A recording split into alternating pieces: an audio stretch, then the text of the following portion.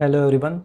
अपने Indian polity revision series के अंतर्गत हमारा पहला टॉपिक था भारतीय संविधान की ऐतिहासिक पृष्ठभूमि और इसको हम लोगों ने पढ़ना शुरू किया है। इसके अंतर्गत आज हम लोग भारत शासन अधिनियम 1858 के बारे में पढ़ेंगे। अगर इससे पहले वाले वीडियोस को आप लोगों ने नहीं देखा है तो उसकी प्लेलिस्ट आपको इस वीडियो के डिस्क्रिप्शन में मिल जाएगी, आप वहाँ से चेकआउट कर सकते हैं। सबसे पहले हम भारत शासन अधिनियम से संबंधित प्रश्नों को करने से पहले इस भारत शासन अधिनियम की पृष्ठभूमि को समझेंगे और यह समझने का प्रयास करेंगे कि आखिर में क्यों इस अधिनियम को लाया गया।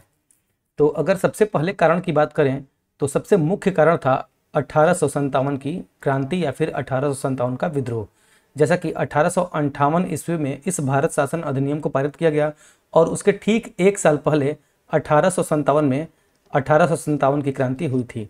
तो जब 1857 की क्रांति हुई तो इसमें सैनिकों और लोगों के बढ़ते असंतोष को देख के अब ब्रिटेन की सरकार को ये लगा कि कंपनी भारत में शासन चलाने में समर्थ नहीं है, जिसके कारण भी यह भारत शासन अधिनियम लाया गया। दूसरे कारण की बात करें तो दूसरा कारण था कि कंपनी के शासन की विफलता।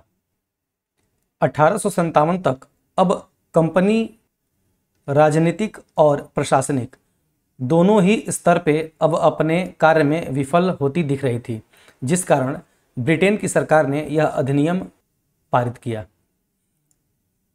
और किस प्रकार से इसमें प्रावधान किए गए उसको हम प्रश्नों के माध्यम से समझेंगे।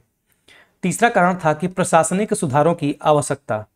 अब 1857 ईस्वी के क्रांति के बाद ब्रिटेन की सरकार को अब यह समझ में आ गया कि उन्हें कुछ प्रशासनिक सुधार करने पड़ेंगे भारतीयों के लिए, जिससे कि और लंबे समय तक वह भारत में शासन कर सके।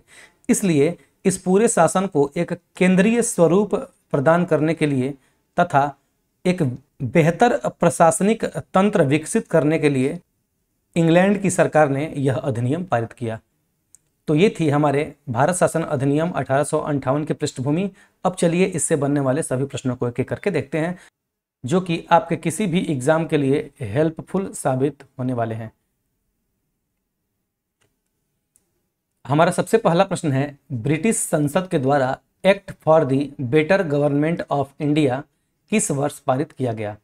तो 1858 ईस्वी के भारत शासन अधिनियम को ही act for the better government of India कहा जाता है। तो यह 1858 ईस्वी में पारित किया गया। अगला प्रश्न है, किस अधिनियम के द्वारा भारत का शासन कंपनी के हाथों से ले लिया गया और उसको ब्रिटिश ताज के अधीन कर दिया गया? तो भारत शासन अधिनियम 1858 के अंतर्गत ही यह प्रावधान किया गया कि अब कंपनी के हाथों से उसकी सत्ता ले ली गई और सीधे ब्रिटिश ताज के अधीन भारत की शासन व्यवस्था को सौंप दिया गया। और इस प्रकार अब जो भारत था वह ब्रिटेन का प्रत्यक्ष उपनिवेश बन गया। अब सीधे भारत पर ब्रिटिश ताज का शासन प्रारंभ हुआ।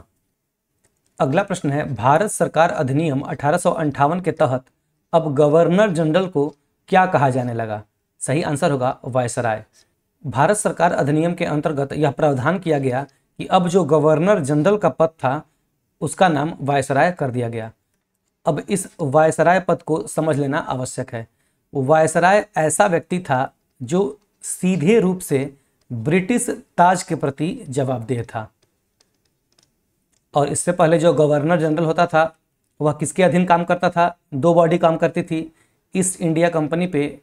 एक था बोर्ड ऑफ कंट्रोल का नियंत्रण और दूसरा था बोर्ड ऑफ डायरेक्टर का नियंत्रण। इन दोनों के माध्यम से इस गवर्नर जनरल पे अंकुश लगाया जाता था और नियंत्रण रखा जाता था। लेकिन अब इस पद को ही समाप्त कर दिया गया और इसकी जगह एक वायसराय का पद बनाया गया जो कि सीधे तौर पे ब्रिटिश ताज के प्रति जवाबदेह था। और इसके अलावा इस बोर्ड ऑफ कंट्रोल और बोर्ड ऑफ डायरेक्टर को भी समाप्त कर दिया गया और इसकी जगह एक नए पद की घोषणा की गई जिसका नाम था भारत सचिव। अब समूचा लेखा जोखा या फिर जितना भी भारत शासन से संबंधित कार्य था वह भारत सचिव ही करता था और इससे पहले बोर्ड ऑफ कंट्रोल और बोर्ड ऑफ डायरेक्टर करते थे, जिनकी जगह अब भारत सचिव ने ले ली। अगला प्रश्न है, भारत के प्रथम वायसराय कौन थे? तो जब 1858 का भारत शासन अधिनियम लाया गया उसके अंतर्गत जो पहले वायसराय बनाए गए वह लॉर्ड कैनिंग थे। इंपॉर्टेंट क्वेश्चन है, ध्यान रखेंगे। अगला प्रश्न है 1858 के अधिनियम के द्वारा बोर्ड ऑफ डायरेक्टर तथा बोर्ड ऑफ कंट्रोल को समाप्त करके इसके समस्त अधिकारों को किसे दे दिया गया। तो मैंने जैसे कि बताया पिछले स्लाइड में कि भारत के राज्य सचिव का पद बनाया गया और इसी को ही बोर्ड ऑफ कंट्रोल और बोर्ड ऑफ डायरेक्टर के सारे अधिकार दे दिए गए। अब यही भारत के शासन पे अपना नियंत्रण रखता था।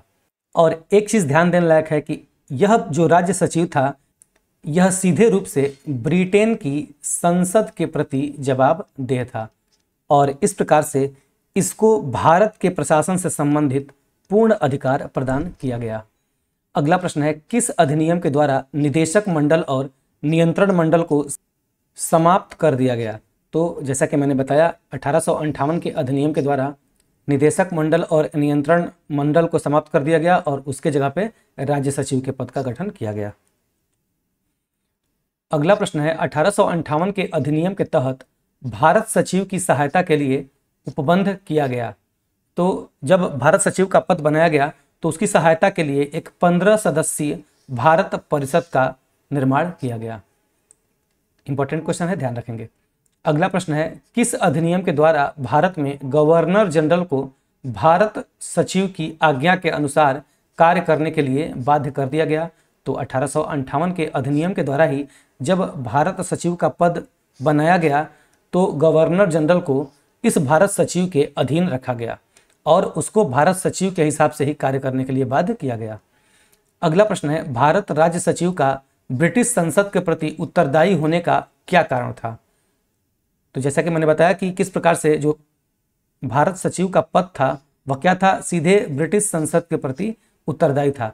आखिर में ऐसा क्यों किया गया, इसलिए किया गया क्योंकि जो व्यक्ति इस भारत राज्य सचिव के पद पर बैठता था वह ब्रिटिश मंत्रिमंडल का सदस्य होता था, जिस कारण से वह ब्रिटिश संसद के प्रति ही जवाबदेह था।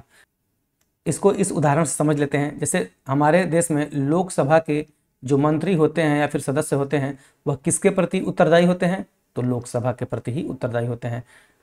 ठीक उसी प्रकार से यह भारत राज्य सचिव का पद जो था वह ब्रिटिश मंत्रिमंडल का सदस्य था, इसी वजह से वह ब्रिटिश संसद के प्रति उत्तरदायी था।